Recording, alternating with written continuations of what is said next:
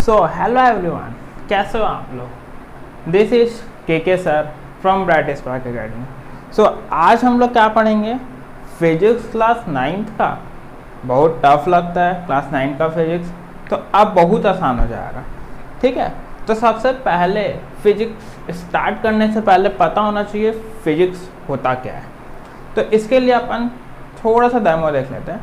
Physics, जो light आ रही है ना, मेरा शेडो पड़ रहा है, किसके कारण पड़ रहा है, एक लाइट के कारण हो रहा है शेडो। यानी शेडो जो बन रहा है फिजिक्स के कारण हो रहा है। यानी लाइट जो होता है ना वो फिजिक्स में आता है। फैन, जो फैन है तुम्हारे ऊपर ऊपर देखो फैन है, हाँ, तो फैन का जो हवा आ रहा है ना, जो हवा आ रहा है हमको ठंडी लगता है, ठीक है, या गर्मी लगता है, तो ये सब चीज़ आता है फिजिक्स के अंदर।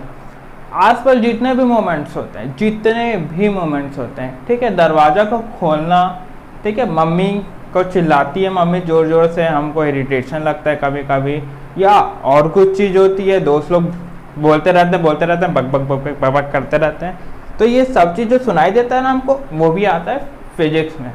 तो हम फिजिक्स को डिफाइन कैसे कर सकते हैं, चलो देखते हैं। तो व्हाट इज फिजिक्स, अगर कोई भी आज से बात पूछेगा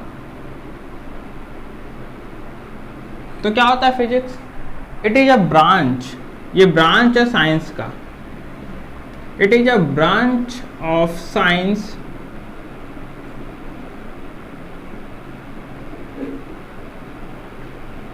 विथ नेचुरल फिनोमिना।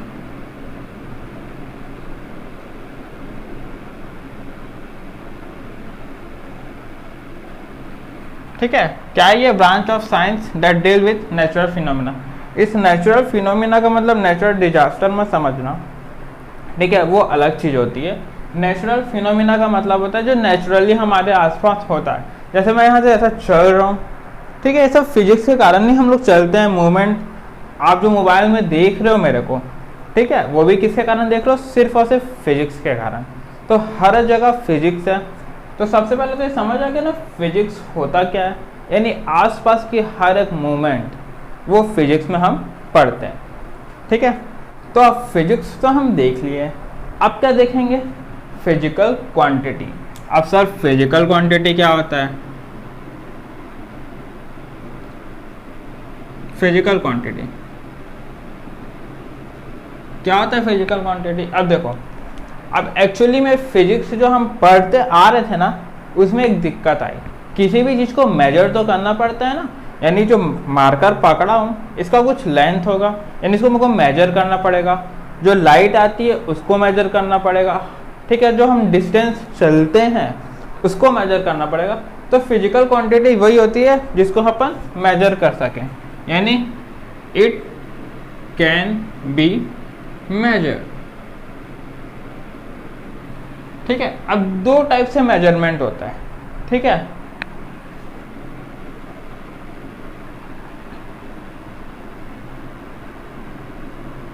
एक तो होता है फंडामेंटल, दूसरा होता है डिराइव्ड। सर फंडामेंटल और डिराइव क्या होता है, देखो फंडामेंटल का मतलब क्या होता है, जो नेचुरली हमारे पास हो, यानी मास, लेंथ, टाइम। अरे ये मार्कर का मैं सिर्फ और सिर्फ एक लेंथ निकाल सकता हूँ, ठीक है, यानी इसको मैं और किसी चीज़ से मेजर नहीं कर सकता। यानी ये जो मार्कर है सिर्फ और सिर्फ एक लेंथ बताती है। तो ये किस में हो जाएगा, सिर्फ अभी सर 3 फिजिकल क्वांटिटी पढ़ेंगे, और 11th में आप लोग अगर मैथ्स या बायो लेते हो तो वहाँ पे 7 फंडामेंटल क्वांटिटीज है। तो अभी तो सिर्फ और सिर्फ 3 पढ़ना है। तो 3 होते क्या क्या है देख लेते हैं। तो पहला तो होता है मास, दूसरा होता है लेंथ, और तीसरा होता है टाइम। ये मास, लेंथ और टाइम, फिजिक्स में ये 3 के बेसिस पे ही आगे चलता आ रहा है पूरा फिजिक्स। अब फंडामेंटल में मास, लेंथ और टाइम तो पता चल गया, ठीक है, किसी भी चीज़ को या तो मास से मेजर करेंगे, या तो लेंथ से मेजर करेंगे, या तो टाइम से मेजर करेंगे। ये फंडामेंटल क्वांटिटीज हो गए। अब डिराइव क्या होता है सर, डिराइव 2 टाइप का फिजिकल क्वांटिटी अब बोल तो दिए, लेकिन एक तो समझा दिए, अब डिराइव भी देख लेते हैं। तो डिराइव तो क्या होता है, जो इससे बनता हो, जैसे कि स्पीड क्या होता है, डिस्टेंस अपॉन टाइम। ये क्लास 8 में पढ़ के आए हो अभी, ठीक है। तो डिस्टेंस किससे नापते हैं, किसी भी चीज का डिस्टेंस किससे नापेंगे अपन, लेंथ से, और टाइम को टाइम से ही नापेंगे, यानी L अपॉन टी। ये L अपॉन टी कहाँ से आया, यहाँ से फंडामेंटल से ही तो आया ना L अपॉन टी। तो इसका जो डिराइव्ड है वो फंडामेंटल के बेसिस पे होता है, तो ये इस पे डिपेंड है। इतनी बात क्लियर हो गई। अब तो फंडामेंटल भी पढ़ लिया, डिराइव फिजिकल क्वांटिटीज क्या होती है तो देख लिए, विच कैन बी मेजर, यानी हर एक चीज का मेजरमेंट जरूरी है, ठीक है। विदाउट मेजरमेंट बहुत दिक्कत हो जाएगी, ठीक है। अगर मेरे को ये मार्कर बनाना है और मेरे को सिर्फ 10 मीटर का बनाना है, 10 मीटर का बनाना है, मार्कर को 10 मीटर का बनाना है, बहुत बड़ा बन जाएगा। तो 10 मीटर या 10 सेंटीमीटर का मार्कर बनाना है तो मेरे को एग्जैक्ट पता होना चाहिए कि इसका लेंथ क्या है, ठीक है। तो यही सब चीज़ें से फिजिकल क्वांटिटी आती है। सॉरी, फिजिक्स पढ़ते पढ़ते फिजिक्स ही निकल रहा है मुंह से, ठीक है। आराम से पढ़ेंगे, कोई दिक्कत नहीं। सबसे आसान पार्ट है ये साइंस का, ठीक है। फिजिक्स केमिस्ट्री बहुत आसान है, ठीक है। और बायो थोड़ा सा आप लोग को दिक्कत आती है बायो में, क्योंकि उसमें याद करने की चीज़ है। कुछ लोग अच्छे से समझ लेते हैं बायो को। तो सबसे पहले अपन आज तो फिजिक्स देखते हैं, फिर केमिस्ट्री और बायो पढ़ेंगे। तो यहाँ तक तो फिजिकल क्वांटिटी। अब टाइप्स ऑफ फिजिकल क्वांटिटी क्या होता है देख लेते हैं।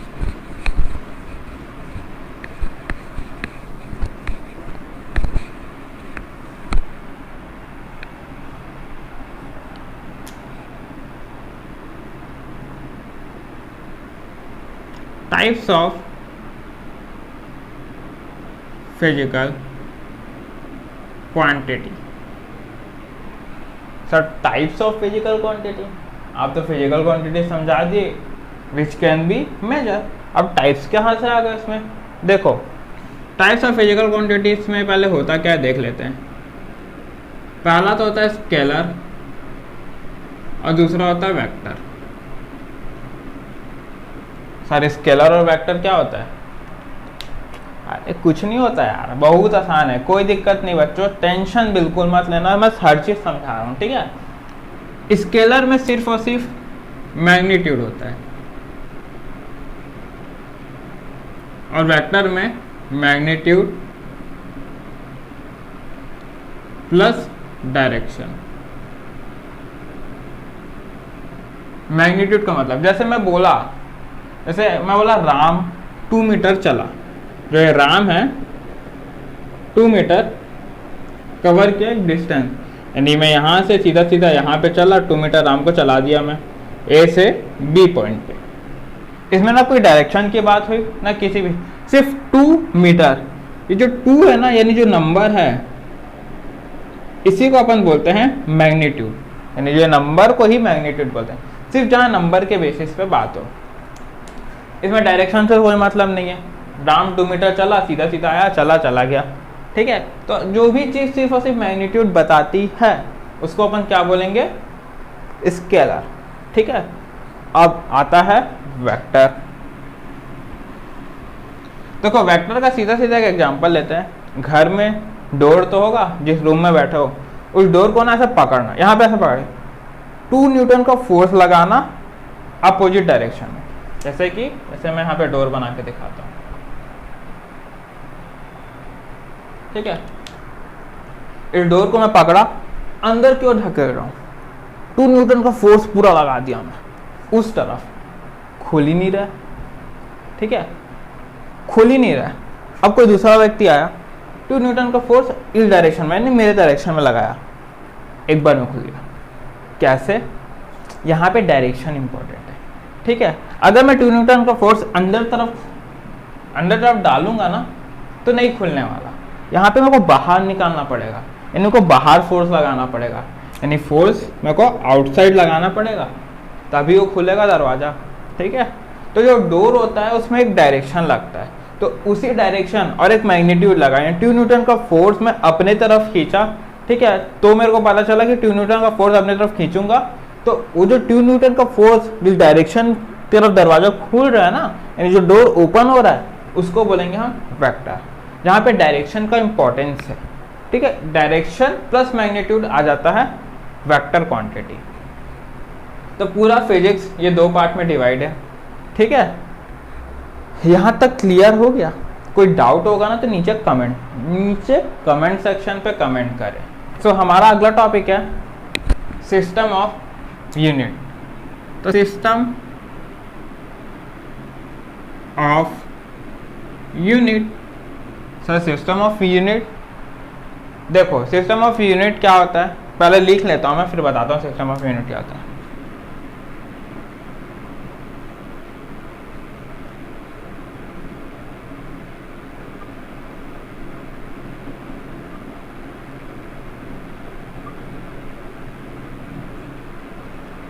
CGS unit, FPS unit, MKS unit, SI unit.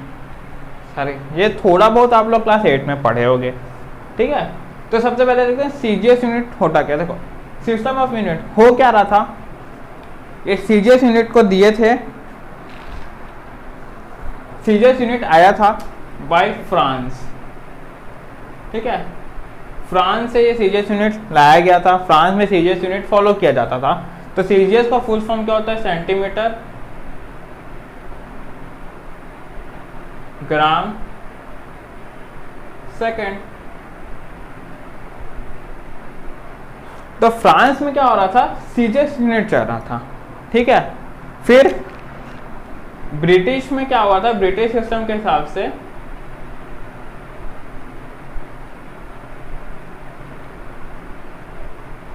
Foot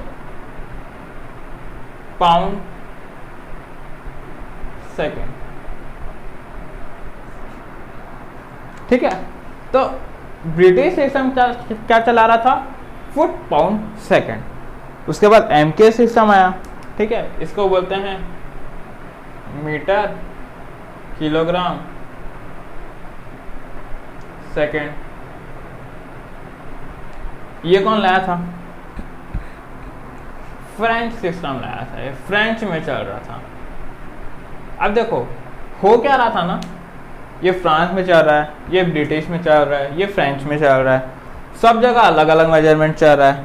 ठीक है, फिर अगला कोई दूसरी जगह साइंटिस्ट, जैसे फ्रांस का साइंटिस्ट कुछ आविष्कार करके गया, ठीक है, कुछ नया चीज करके गया, अगर उसको ब्रिटिश सिस्टम पढ़नी चाहेगी, यानी ब्रिटिश वाले जब उस आविष्कार को या इन्वेंशन को पढ़ना चाहेंगे तो दिक्कत आ रही थी, क्योंकि ये तो CGS यूनिट फॉलो करते थे और यहाँ FPS यूनिट। तो सभी सिस्टम बैठी, ठीक है, ब्रिटिश, फ्रांस, फ्रेंच, सभी के सभी आए और एक ऐसा यूनिट बना के चले गए। तो ऐसा यूनिट का फुल फॉर्म क्या होता है, international system of unit.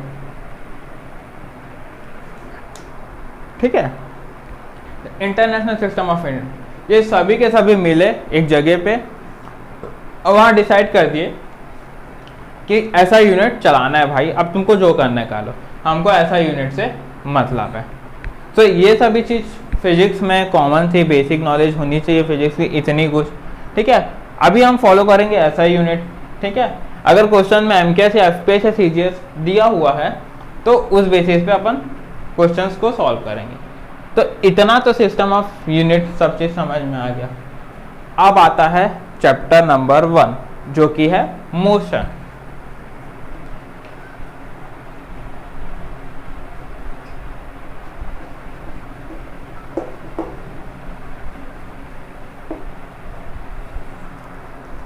So what is motion, क्या होता है, बोलो मोशन क्या होता है।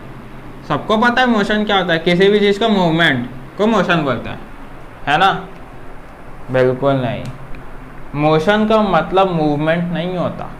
ठीक है, मोशन का मतलब क्या होता है देखते हैं। Motion motion motion motion motion, सबसे पहले तो मोशन चैप्टर का नाम है। ठीक है, देख लेते हैं मोशन होता क्या है, फिर देखेंगे इसमें पढ़ना क्या क्या है। तो सबसे पहले मोशन, मोशन मोशन मोशन। देखो ज़्यादा तड़पाते नहीं है, ठीक है। मोशन क्या होता है, जैसे मैं मूवमेंट किया, मैं ऐसे ऐसे मूव कर रहा हूँ। अगर आप लोग भी मेरे साथ मूव करोगे, जैसे कार में बैठे हैं हम लोग, ठीक है, आपके बगल वाला, ठीक है, आपके बगल वाला, आपके सामने वाला, ठीक है, अगर सामने सीट में बैठे हो जैसे आपके पापा या मम्मी या जो ड्राइवर है वो दोनों मूवमेंट कर रहे हो, लेकिन एक दूसरे को जब देखते हो ऐसे करके रेस्ट पे रहते हैं, होता है रेस्ट पे, तो वहाँ पे मूवमेंट तो कर रहे हो लेकिन आप लोग, तो वहाँ पे रेस्ट कैसे होगा एक दूसरे के बेसिस पे। तो मोशन का मतलब सिर्फ मूवमेंट नहीं है, दोनों का मूवमेंट हो रहा है लेकिन दोनों रेस्ट पे हो, कैसे। तो मोशन का डेफिनेशन कुछ और होता है। जो आज तक हम मोशन बोलते थे ना, वो मोशन मोशन नहीं था, ठीक है। तो हम लोग देखते हैं मोशन होता क्या है। Movement of a body with respect to reference point. Reference point के बेसिस पे मूवमेंट को मोशन बोलते हैं। इसको और क्या बोलते हैं, बॉडी जब कंटिन्यूस मूव करती हो, यानी पोजीशन चेंज कर रही हो। जैसे मैं लिख देता हूँ, position of a body changes continuous with respect to reference point।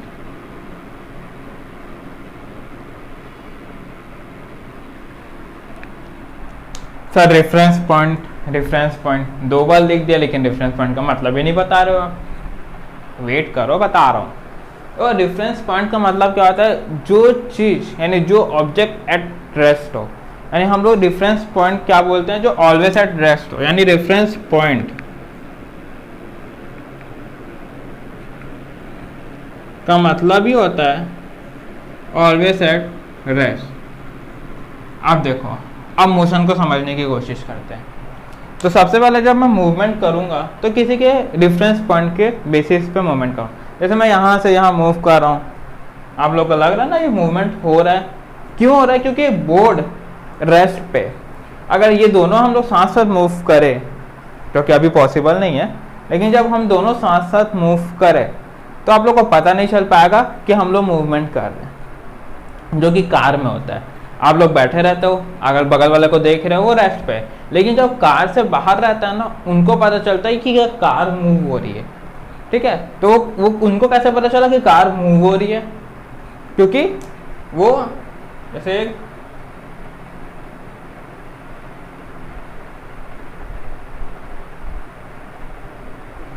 ठीक है, ये कार मूव होगी यहाँ से यहाँ पे आ गई बाय चांस,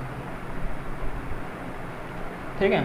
एल्टो कार है छोटी सी, तो कार जो यहाँ से यहाँ मूव हुई, कैसे पता चला, क्योंकि ये पेड़ एट रेस्ट पे था, ठीक है। यानी पेड़ के रेफरेंस पॉइंट से हम लोग देखें, यानी इसको रेफरेंस पॉइंट अगर माने तो ये यहाँ से यहाँ मूव कर लिया, तो इसको बोलते हैं मोशन। यानी किसी के रेफरेंस पॉइंट के बेसिस पे जो मूवमेंट होता है उसको हम लोग बोलते हैं मोशन। तो पूरा चैप्टर इस मोशन के बेसिस पे अपन पढ़ते चलेंगे, ठीक है। तो सबसे पहले इस मोशन में पढ़ना क्या क्या है इस चैप्टर पे ये देख लेते हैं। ये क्लियर हो गया ना अच्छे से, चलो। सबसे पहले मोशन में अपन को पढ़ना है डिस्टेंस और डिस्प्लेसमेंट। फिर अगला टॉपिक पढ़ेंगे अपन स्पीड, वेलोसिटी। फिर अगला टॉपिक पढ़ेंगे अपन एक्सेलरेशन। फिर अगला टॉपिक पढ़ेंगे अपन इक्वेशन ऑफ मोशन।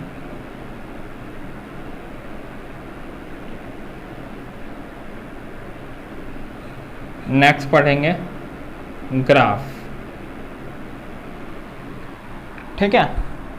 ये 5 मेन टॉपिक है, ठीक है। इसके बेसिस पे और भी चीज़ें हैं, जब वो distance, displacement, speed, velocity, acceleration, equation of motion और ग्राफ, ये जब धीरे धीरे अपन चैप्टर्स में आगे बढ़ते जाएंगे ना तो और अच्छे से क्लियर होते चलेगी।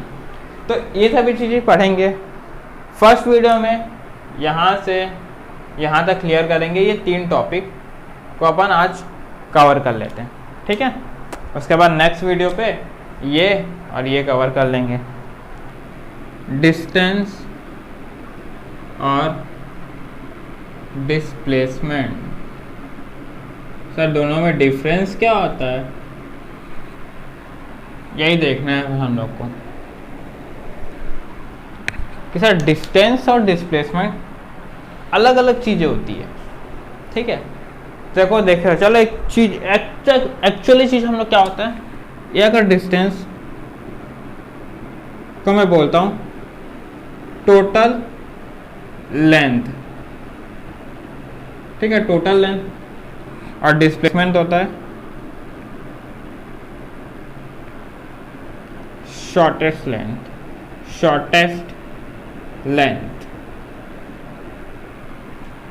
सर ये क्या है टोटल लेंथ, शॉर्टेस्ट लेंथ, कुछ समझ में नहीं आ रहा है हमको, वेट करो।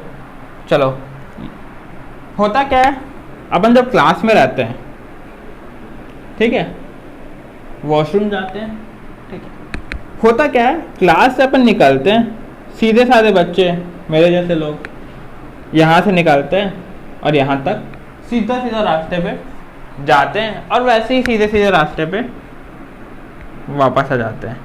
ये क्लासरूम है और ये वॉशरूम है। आप लोग के जैसे, हाँ आप लोग के जैसे लोग क्या करते हैं, ये दूसरी की क्लास रहती है, यहाँ से इसकी क्लास में झाँकते हैं, यहाँ से यहाँ आते हैं, फिर यहाँ दूसरी की क्लास रहती है, वहाँ जाते हैं, ऐसे ऐसे करके, फिर यहाँ से वॉशरूम से वापस तो ऐसे ऐसे ऐसे ऐसे ऐसे ऐसे करके क्लास में आते हैं। तो हुआ क्या है, यहाँ पे मैं एक्चुअल डिस्टेंस कवर किया, मैं यहाँ से गया, यहाँ तक कवर किया और वापस आया। आप लोग क्या किए, यहाँ से यहाँ गए, यहाँ से यहाँ, यहाँ से यहाँ, यहाँ से यहाँ, ये टोटल डिस्टेंस कवर किए हो। फिर वापसी में भी ऐसे ऐसे ऐसे ऐसे ऐसे ऐसे करके यहाँ पे आओ। नहीं, आप लोग डिस्टेंस कवर ज़्यादा क्यों, जब जा रहे थे तो कम डिस्टेंस कवर किए, वापसी में कुछ ज़्यादा ही डिस्टेंस कवर हुए, और मैं सीधा सीधा डिस्टेंस कवर किया। तो जो डिस्टेंस होता है ना, जो एक्चुअली आप चलो, यानी आप कितना भी चीज़ कवर करो, आस पास हर जगह जहाँ चल रहे हैं, एक्चुअल मूवमेंट हो रहा है, उसको बोलेंगे डिस्टेंस। और वही चीज़ डिस्प्लेसमेंट क्या होती है, शॉर्टेस्ट लेंथ जो होता है, यानी यहाँ से मैं यहाँ तक डायरेक्ट जो मूवमेंट हुआ, यानी आप लोग क्या कर सकते थे, यहाँ जाके यहाँ वापस आ सकते थे, यानी यहाँ से यहाँ पर जो होता है उसको बोलेंगे शॉर्टेस्ट लेंथ।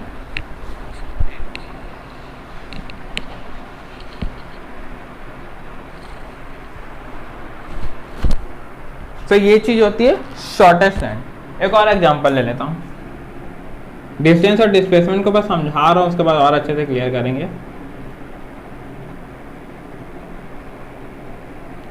मैं A से B चला और B से C, जैसे 2 मीटर में चला, यहाँ पे 3 मीटर में चला, यानी यहाँ से यहाँ एक डिस्टेंस कवर किया और यहाँ से यहाँ एक डिस्टेंस कवर किया, ठीक है, ये टोटल डिस्टेंस कवर किया। अब मेरे को इसमें डिस्प्लेसमेंट निकालना है। डिस्प्लेसमेंट शॉर्टेस्ट लेंथ होता है, तो मैं क्या करूँगा, सीधा सीधा यहाँ से ऐसा करके चलूँगा, तो ये क्या होगा, शॉर्टेस्ट लेंथ हो गया, ठीक है। तो ये क्या हो गया, ये टोटल A से B प्लस B से C, क्या पता चल गया मेरे को, डिस्टेंस। और डायरेक्ट मैं A से C जाऊँ तो क्या पता चल जाएगा मेरे को, डिस्प्लेसमेंट।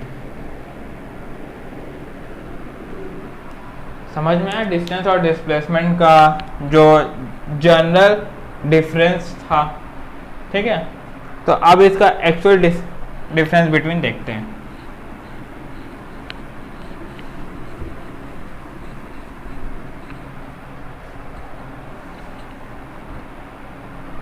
तो डिस्टेंस क्या होता है, total length cover by body, ठीक है। डिस्प्लेसमेंट क्या होता है, shortest length cover by body. ठीक है,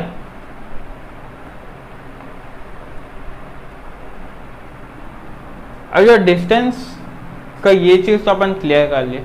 अब डिस्टेंस हमेशा पॉजिटिव में रहता है, इट इज ऑलवेज पॉजिटिव। ठीक है, और ये हमेशा इट इज पॉजिटिव भी हो रहता है, नेगेटिव भी रहता है और जीरो भी हो जाता है। सर जीरो कैसे हुआ, नेगेटिव कैसे हुआ? मैं यहाँ से जैसे कि ये वाला एग्जांपल लिया था, ए से बी, बी से सी। जब मैं ए से सी चलूँगा तो मेरा डायरेक्शन यहाँ पे, यानी मैं ऐसे करके देखूँ, ए से सी देखूँ तो पॉजिटिव डिस्प्लेसमेंट आएगा। अगर वही चीज़ मैं सी से ए देखूँ तो नेगेटिव साइन लगेगा ना, क्योंकि अपन डायरेक्शन चेंज कर दिए। तो ये नेगेटिव चीज़ समझ में आई। अब जीरो को समझते हैं। जैसे मैं यहाँ से चला, यहाँ से अपन ऐसे चल के वापस यहाँ पे आ गए, यानी एक सर्कल पे गोल बना दिया। यहाँ सर्कल ऐसा बना, यहीं से मैं चलना चालू किया और वापस वहीं पे आ गया, तो मेरा डिस्प्लेसमेंट क्या हो गया, जीरो ना। जहाँ से मैं मूवमेंट चालू किया उसी पॉइंट पे आके वापस मैं खड़ा हो गया, तो उसको अपन बोलेंगे डिस्प्लेसमेंट जीरो। जीरो डिस्प्लेसमेंट हुई हमारी। ठीक है, तो ये भी क्लियर हो गया। अब देखो यहाँ पे ना डायरेक्शन का बहुत ज़्यादा इंपॉर्टेंस रोल हो रहा है, यानी अगर डायरेक्शन चेंज होता है तो बहुत सी चीज़ें चेंज होती हैं। तो अपन डायरेक्शन के बेसिस पे एक चीज़ पढ़े थे, वेक्टर और स्केलर। तो डिस्प्लेसमेंट क्या हो जाएगा, it is a vector quantity, क्योंकि यहाँ पे डायरेक्शन बहुत ज़्यादा इंपॉर्टेंस रखता है। और यहाँ पे क्या हो जाएगा, स्केलर क्वांटिटी।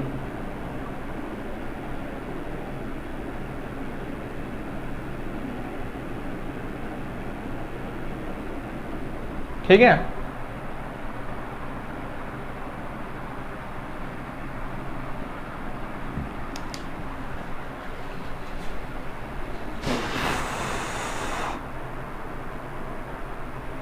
फिर अगला पॉइंट क्या है, चलो देखते हैं। जो डिस्टेंस होता है ना, वो डिस्प्लेसमेंट से बड़ा हो सकता है या तो उसके बराबर होगा, यानी इट इज ग्रेटर और इक्वल टू डिस्प्लेसमेंट।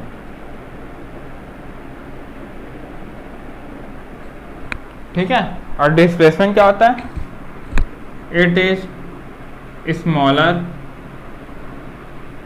और इक्वल टू डिस्टेंस।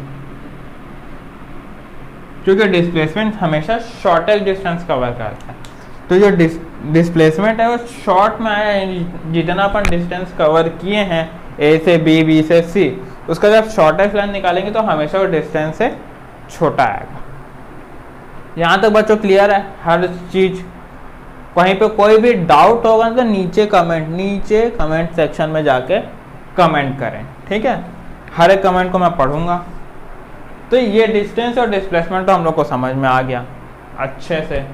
अब अगला टॉपिक क्या देखे थे अपन, स्पीड और वेलोसिटी।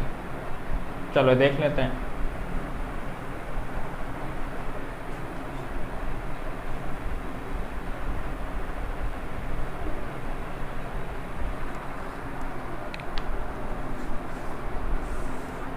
अगला है स्पीड और वेलोसिटी।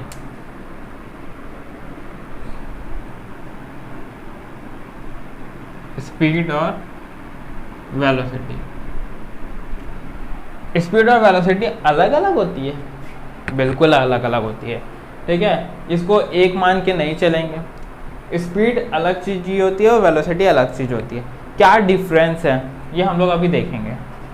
ये होता है rate of change of distance, नहीं, rate of change of distance. Sir rate of change of distance का क्या मतलब है? देखो, स्पीड को मैं ऐसे डिनोट किया, डिस्टेंस को rate of change of distance क्या होता है, जैसे कि मैं स्पीड को ऐसे डिनोट किया, डिस्टेंस को डी से, और रेट बोला है ना, जहां भी रेट ऑफ चेंज लगा वहां पे नीचे आ जाता है टाइम। और वेलोसिटी में क्या होता है, और वेलोसिटी में क्या होता है, डिस्प्लेसमेंट पर यूनिट टाइम। ठीक है, डिस्प्लेसमेंट पर यूनिट टाइम। यहाँ पे एस, तो ये जो साइन है ना वो वेक्टर का साइन होता है ना, एस वेक्टर बोलते हैं इसको। ये जो ऊपर एरो डाला हो ना, एस वेक्टर, ये वेक्टर क्यों बोले हैं बता रहा हूँ धीरे से, वेट करो। डिस्प्लेसमेंट को भी डी से अपन डिनोट कर देते हैं, और टाइम यहाँ पे डिस्प्लेसमेंट है ना, कंफ्यूज ना होना। देखो यहाँ पे क्या था, डिस्टेंस था, यहाँ पे डिस्प्लेसमेंट है, यानी यहाँ पे टोटल लेंथ होगा, यहाँ पे शॉर्टेस्ट लेंथ होगा। तो क्लियर हुआ। स्पीड जब बोलेगा तो डिस्टेंस अपॉन टाइम निकालेंगे, और जब वेलोसिटी बोलेगा तो डिस्प्लेसमेंट अपॉन टाइम, यानी शॉर्टेस्ट लेंथ अपॉन टाइम निकालेंगे। ठीक है, तो rate of change of distance ये पता चल गया, स्पीड होता है, और ये पता चल गया वेलोसिटी होता है, डिस्प्लेसमेंट अपॉन टाइम। ठीक है, इसका ऐसा यूनिट देख लेते हैं। डिस्टेंस को किससे नापते हैं ऐसा यूनिट में, मीटर से। टाइम को किससे नापेंगे, सेकंड से। तो स्पीड ऐसा यूनिट होता है मीटर पर सेकंड। और वैसे ही डिस्प्लेसमेंट क्या होता है, उसको भी मीटर से नापेंगे, और टाइम को सेकंड से। तो इसका भी ऐसा यूनिट क्या हो जाएगा, मीटर पर सेकंड। अब देखो डिस्टेंस क्या था, स्केलर क्वांटिटी, और टाइम भी क्या है, स्केलर क्वांटिटी। तो ये टोटल क्या हो जाएगा, स्केलर क्वांटिटी, और ये क्या हो जाएगा, वेक्टर क्वांटिटी।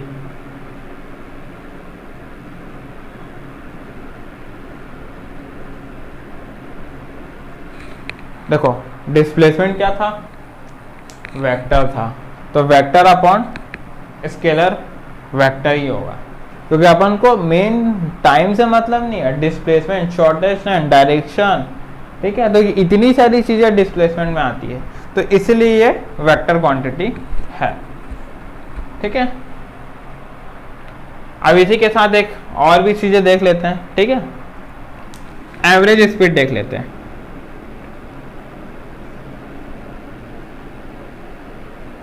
और यहां पे देख लेंगे एवरेज वेलोसिटी।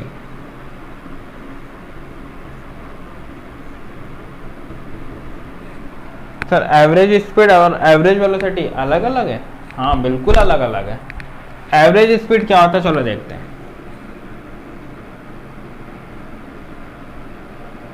ये S1 time, S2 time, S3 time, T1, T2 और T3। तो मैं A से B कुछ S1 डिस्टेंस कवर किया, फिर B से C S2 और C से D S3, टाइम भी अलग अलग टाइम पे कवर किया। तो मेरे को जब एवरेज स्पीड निकालने बोलेगा ना, एवरेज स्पीड का फॉर्मूला था total distance upon total time, S1 plus S2 plus S3 upon total time T1 plus T2 plus T3। ये एवरेज स्पीड का फॉर्मूला है। और एवरेज वेलोसिटी क्या होगा, जैसे कि ये V1 वेलोसिटी कवर किया, ये V2 और ये V3, तो V1 V2 V3 average velocity निकालने बोलेगा ना, तो V1 plus V2 plus V3 whole upon 3। ये एवरेज वेलोसिटी और एवरेज स्पीड का डिफरेंस होता है। यहाँ टोटल टाइम बोला है, और यहाँ कितना टाइम पीरियड है, यानी टोटल कितना वेलोसिटी है, 1 2 3 अलग अलग वेलोसिटी का को डिवाइड बाय 3 करना। अगर 4 रहेंगे तो डिवाइड बाय 4, 5 रहेंगे तो डिवाइड बाय 5। ये क्लियर हो गया स्पीड और वेलोसिटी। नेक्स्ट हम देखेंगे एक्सेलरेशन। एक्सेलरेशन। सर एक्सेलरेशन मतलब गाड़ी चलाए, एक्सेलरेट किए, उसको बोलते हैं एक्सेलरेशन। ये मतलब नहीं होता फिर से, ठीक है। एक्सेलरेशन का मतलब अब कुछ और ही होता है, ठीक है। एक्सेलरेशन का सबसे पहले अपन देख लेते हैं होता क्या है। Rate of change of velocity, यानी वेलोसिटी का चेंज होना, उसको बोलते हैं एक्सेलरेशन। अब इस एक्सेलरेशन को मैं स्मॉल a से डिनोट करूंगा, इसको लिखूंगा चेंज ऑफ वेलोसिटी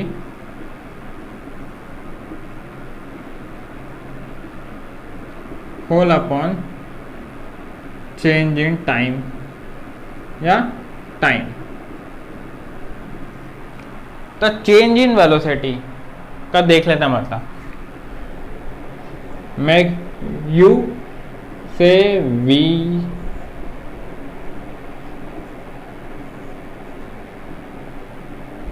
देखो यहां से मेरे को यहां तक चलना है, ठीक है। मेरी स्पीड थी पहले ये u 2 मीटर पर सेकेंड, इस स्पीड में था। आगे आया मैं यहाँ पे 4 मीटर पर सेकेंड, ठीक है। तो ये मेरी फाइनल वेलोसिटी, v मतलब फाइनल वेलोसिटी, u मतलब इनिशियल वेलोसिटी, ठीक है, अपॉन टाइम t। यानी ये जो u से v तक गए और जो टाइम पीरियड t पे गया उसको अपन लिखें चेंज इन वेलोसिटी। किसी भी चेंज कैसे निकालते हैं अपन, फाइनल वेलोसिटी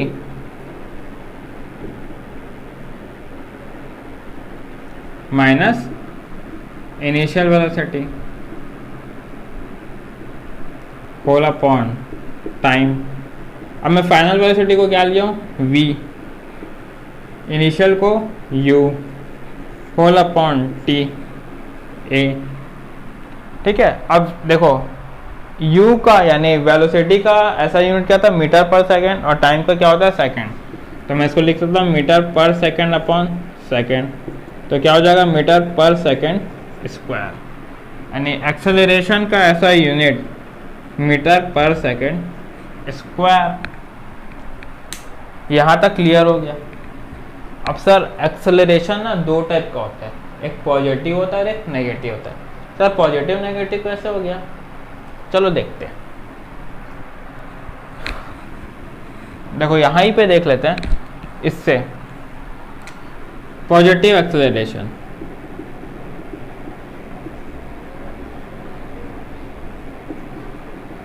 क्या हुआ, u से मैं v गया, ठीक है। यानी जब मेरे को एक्सेलरेशन निकालना है तो मैं कैसे निकालूंगा, 4 यानी final velocity minus initial velocity upon time ले लेते हैं 2 सेकेंड, यानी 2 सेकेंड में वो 2 मीटर पर सेकेंड से 4 मीटर पर सेकेंड में चला गया 2। तो 4 माइनस 2 अपॉन 2, 2 अपॉन 2, आंसर 1। ये आंसर किस में आया, पॉजिटिव में। अब नेगेटिव एक्सेलरेशन के लिए मैं क्या करूँगा, अगर मैं 4 मीटर पर सेकेंड से चल रहा हूँ और 2 मीटर पर सेकेंड, तो फॉर्मूला चेंज मत कर देना। छोटा वैल्यू है तो इसको पहले, छोटा वैल्यू है यानी बड़े वैल्यू को हमेशा पहले लिखना है, ऐसा कुछ नहीं होता। फॉर्मूला हमेशा फाइनल माइनस इनिशियली होगा। तो नेगेटिव एक्सेलरेशन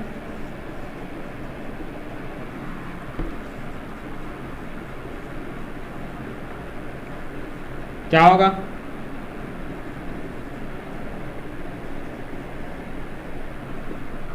क्या होगा नेगेटिव एक्सेलरेशन, फाइनल यानी 2 मीटर पर सेकेंड माइनस 4 मीटर पर second upon 2, minus 2/2 minus 1 metre पर सेकेंड स्क्वायर। इन इसका क्या मतलब है पता है, जो अपन गाड़ी चलाते हैं ना और जब ब्रेक मारते हैं तो हमारी स्पीड कम होती है।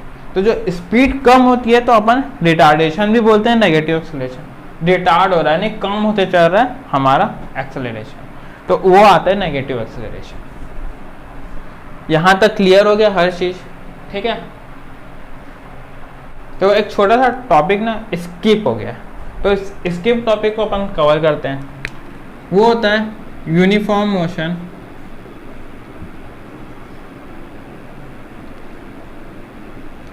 और नॉन यूनिफॉर्म मोशन।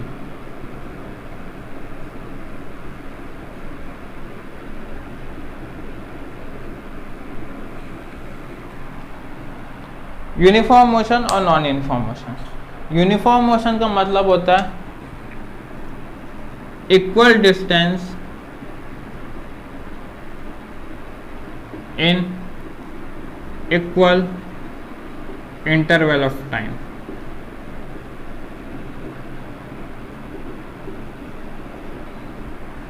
ठीक है, और यहां क्या होगा, unequal distance in equal interval of time. ठीक है,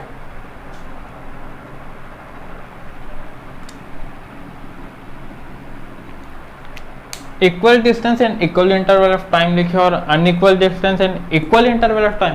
देखो इक्वल डिस्टेंस का मतलब समझ लेते हैं पहले।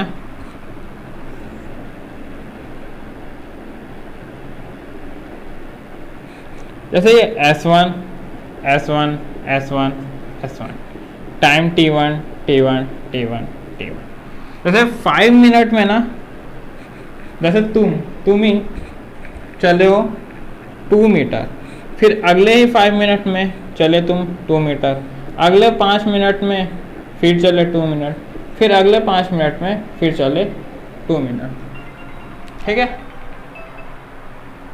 तो ये 2 मिनट 2 मीटर 2 मीटर 2 मीटर जो कांस्टेंट डिस्टेंस के साथ जो चल रहे हो ना, इक्वल डिस्टेंस, यानी 5 मिनट में कितना चले 2 मीटर, फिर 5 मिनट में कितना चले 2 मीटर, फिर 5 मिनट में कितना चले 2 मीटर, फिर 5 मिनट में कितना चले 2 मीटर। एक जो टाइम था ये 2 मिनट है ना, ये कंफ्यूज मत होना, ये 5 मिनट 5 मिनट 5 मिनट है ये, और 2 मीटर है। तो जो इक्वल डिस्टेंस है ये इक्वल इंटरवल ऑफ टाइम है, और अनइक्वल डिस्टेंस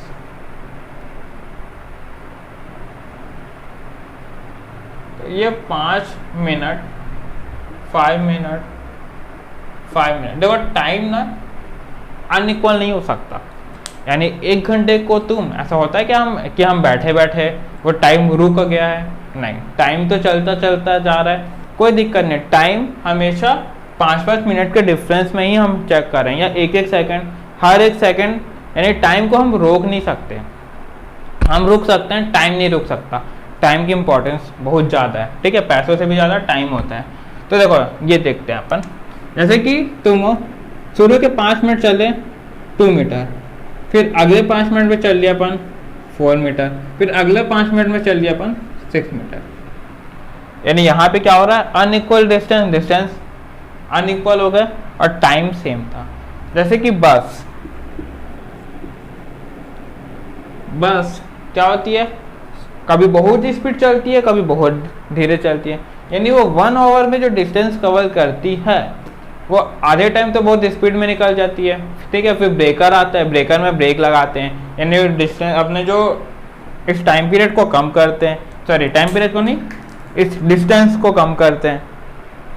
फिर अगले में बहुत स्पीड कर लेते हैं, फिर कम कर लेते हैं। तो नॉन यूनिफॉर्म मोशन है। ठीक है, तो ये नॉन यूनिफॉर्म मोशन के बेसिस पे ना इक्वेशन ऑफ मोशन बना है। ठीक है, देखो यहाँ पे मेरे को एक्सेलरेशन की कोई वैल्यू ही नहीं है, क्योंकि यहाँ पे अगर मैं एक्सेलरेशन निकालूँ a, तो initial speed v minus you upon T होता है, यानी यहाँ पे वेलोसिटी जो होता है ये तो सेम, तो यहाँ पे जो वेलोसिटी है वो तो यहाँ पे हर जगह सेम रहेंगे। यानी अगर मैं 2 मीटर पर सेकेंड फाइनल ले लूँ और वैसे ही 2 मीटर पर सेकेंड फिर इनिशियल ले लूँ अपॉन टाइम t करूँ तो आंसर 0।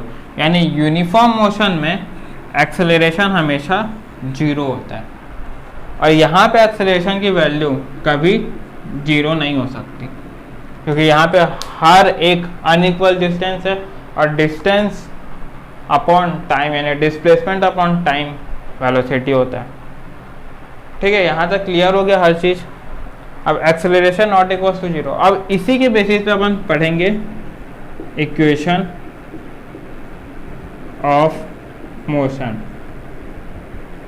3 इक्वेशन ऑफ मोशन होता है जो कि अपन नेक्स्ट वीडियो में देखेंगे।